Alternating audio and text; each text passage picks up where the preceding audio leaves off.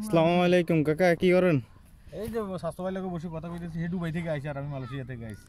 আচ্ছা বাদন, একটা কথা জিজ্ঞাসা, আমার মামা তো ভাই একটা লোকের এই মালয়েশিয়া যাওয়ার জন্য 50,000 টাকা জমা দিছে। আচ্ছা আচ্ছা। এখন আপনি তো মালয়েশিয়া থাকেন, হ্যাঁ।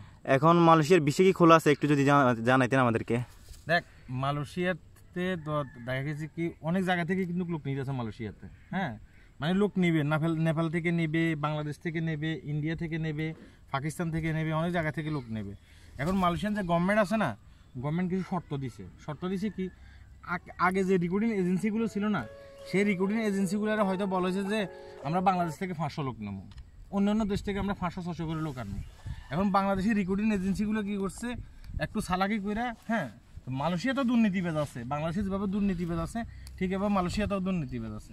পরবর্তীতে কী হয়েছে, ওই রিক্রুটিং এজেন্সিগুলো মালয়েশিয়া দেখা গেছে কি যেসব দুর্নীতিবাজ অফিসারগুলো থাকে না, এদের সাথে যোগাযোগ করে যেখানে 500 ভিসার দরকার সেখানে 800 ভিসা দিয়ে দিছে। তো যেগুলা যে 500 ভিসা দরকার, সেই 500 ভিসার লোকগুলো কিন্তু ওখানে গিয়ে ঠিকই কাজ পাইছে বিভিন্ন ভালো ভালো কোম্পানিতে। পরবর্তীতে ওই যে বাকি 300 লোক 800 কইছি না, একটা মানে উদাহরণ আর কি, বাকি 300 মানুষ যায় এরা কি করছে, বিভিন্ন সাপ্লাই কোম্পানির আন্ডারে পড়ে পড়ছে।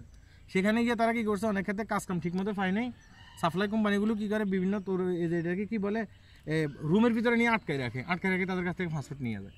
পরবর্তীতে দেখা গেছে কি একটা কোম্পানির ভিতরে লোকের দরকার, তো সাপ্লাই কোম্পানিগুলো যাই এরা সেই কোম্পানির সাথে কন্ট্যাক্ট করে। হ্যাঁ, কন্ট্যাক্ট করে, ঠিক আছে আপনি যখন লোকের দরকার এখন আমরা আপনাকে লোক দিই। এখন ওই সাপ্লাই কোম্পানি কী করে, ওই লোকগুলোকে ওদের কাছে বিক্রি করে। তো বিক্রি করার পরে মাথা পিছু দেখা গেছে কি 300-400 টাকা করে অনেক ক্ষেত্রে দেখা গেছে সাপ্লাই কোম্পানিগুলো খাইয়ে ফেলে। হ্যাঁ, এই কারণে এখন বাংলাদেশ সরকার কি করতেছে, বাংলাদেশ সরকার বড় বড় যেসব রিক্রুটিং এজেন্সিগুলো আছে সেসব রিক্রুটিং এজেন্সিগুলোর মাধ্যমে তারা লোক ফাটাবে বলতেছে। মালয়েশিয়ান গভর্নমেন্টও এখন বলে দিছে যে বাংলাদেশ থেকে আমরা লোক আনবো রিক্রুটিং এজেন্সিগুলোর মাধ্যমে। যেসব রিক্রুটিং এজেন্সিগুলো 3 থেকে 4 বছর পর্যন্ত তারা বিভিন্ন দেশে লোক ফাটাচ্ছে, তাদের একটা সুনাম আছে। ঢাকা শহরে তারা যেখানে অফিস খুলে পড়ছে, অফিস কত বছর পর্যন্ত খুলে পড়ছে। হ্যাঁ, এগুলো কিন্তু অনেক ক্ষেত্রে মালয়েশিয়ান গভর্নমেন্ট কী করতেছে, এখন চেক করতেছে। হ্যাঁ, এখন কিন্তু এই কারণে দেখা গেছে কি বাংলাদেশ থেকে, নেপাল থেকে এভাবে এখন কিন্তু লোক নিচ্ছে না। এখন অন্যান্য কান্ট্রি থেকে এখন শুরু হয়েছে কিনা আমি জানি না, যেহেতু বাংলাদেশে আছে, কিন্তু বাংলাদেশ থেকে লোক নিচ্ছে না। কেন নিচ্ছে না বাংলাদেশ থেকে লোক? বাংলাদেশ সরকার বলতেছে এবং কি ওই ইয়েগুলো বলতেছে ইন্টারভিউর মাধ্যমে লোক নেবে তারা, কিন্তু বাংলাদেশের রিক্রুটিং এজেন্সিগুলো চালাকি করতেছে। আর আমি যখন এখন বাংলাদেশে আসছি, আমি দেখতেছি কি বিভিন্ন জায়গায় দালালেরা কি করতেছে, দালালেরা এই যে তোমার ওই মামতু ভাইয়ের কথা বলছিল না, মামতু ভাই 50,000 টাকা দিয়েছে, এখন পাসপোর্ট জমা দিচ্ছে, 50,000 টাকা করে চাইতেছে। দালালগুলো কী করতেছে, মালয়েশিয়াতে লোক ফাটাবো, মালয়েশিয়াতে লোক চলে যাবে, আপনার টাকা জমা দেন, পাসপোর্ট জমা দেন। এখন ওই যে 50,000 টাকা তুমি দিছো না, দেখি তোর ছেলে নাকি 50,000 টাকা তুমি দিছো না, 50,000 টাকা সে নিয়ে কী করতেছে, ব্যাংকে রাখতেছে। আবার আমার কাছ থেকে 50,000 টাকা নিয়ে ব্যাংকে রাখতেছে। আবার তোমারা বলতেছে যে কি 5 মাস পরে যদি আমরা না নিতে পারি আপনাকে, তাহলে আপনার টাকা আপনাকে ফেরত দিয়ে দেবো।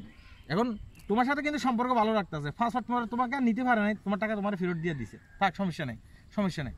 5 মাস পরে তোমাকে নিতেছে, তোমার টাকা তোমাকে ফেরত দিয়ে দিছে। এখন ওই যে 5 মাস, তোমার যে 5 মাস টাকা সে যে খাটাইছে, কোথায় খাটাইছে, ব্যাংকে খাটাইছে, সেখান থেকে সে ইন্টারেস্ট নিচ্ছে।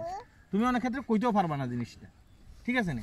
এই সালাকি করে কিন্তু টাকা নিতেছে। তা আমি বলতেছি, তোর মামতো ভাই না শুধু, সবাইকে বলতেছি, মালয়েশিয়ান গভর্নমেন্ট এখনও বাংলাদেশ থেকে মানে কীভাবে লোক নেবে, কোন মানে এজেন্সির মাধ্যমে লোক নেবে, তারা কিন্তু এখন এই কথাগুলো কিন্তু মানে করে না, প্রকাশ করে না কোন কোন এজেন্সির মাধ্যমে নেবে, এবং কি বাংলাদেশ সরকার কোন কোন এজেন্সির মাধ্যমে, রিক্রুটিং এজেন্সির মাধ্যমে লোক ফাটাবে, তারাও কিন্তু এইগুলো করে নাই, বলে নাই। অতএব কাউকে টাকা পয়সা দিতে মানে দেওয়া যাইব না। আমি যখন বাজারে চা খাইতে যাই না, অনেকে ভাই আপনি টাকা নেন, 50,000 টাকা নেন ভাই, আপনার কোম্পানিতে আমাকে আমার মামতো ভাইকে নিয়েন, আমার খালতো ভাইকে নিয়েন ভাই, ঠিক আছে। এখন ভাই সেটা তো আমি পারবো না, আমি মালয়েশিয়ান সমসাময়িক বিষয় নিয়ে কথা বলি, আমার পক্ষে এগুলো এভাবে করা সম্ভব না, ঠিক আছে নি। যারা দালাল তারা কিন্তু ঠিকই টাকা পয়সা নিতে চায়, আবার তারা আবার কমেন্ট বক্সে এসে আমার গালিগালাজও করে, ঠিক আছে না। এখন আমি বলবো যে শুধু তো মামাতো ভাইকে না, কাউকে টাকা পয়সা মানে কেউ যেন টাকা পয়সা না দেয়, টাকা পয়সা দিলে সমস্যা আছে এখন, ঠিক আছে।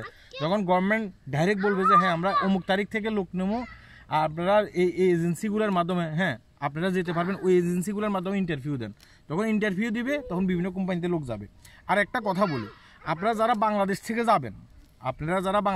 যাবেন, মালয়েশিয়াতে ভালো ভালো কিছু কোম্পানি আছে, মেড ইন কোম্পানি আছে, তাদের এই সুপার মার্কেট সারা মালয়েশিয়াতে আছে। এই ডাইরেক্ট কোম্পানিতে যেতে পারলে কিন্তু লাভ আছে। এখন আপনার আত্মীয় স্বজন কেউ যদি মেডিনে কাজ করে থাকে মালয়েশিয়াতে, তাদের সাথে যোগাযোগ করবেন।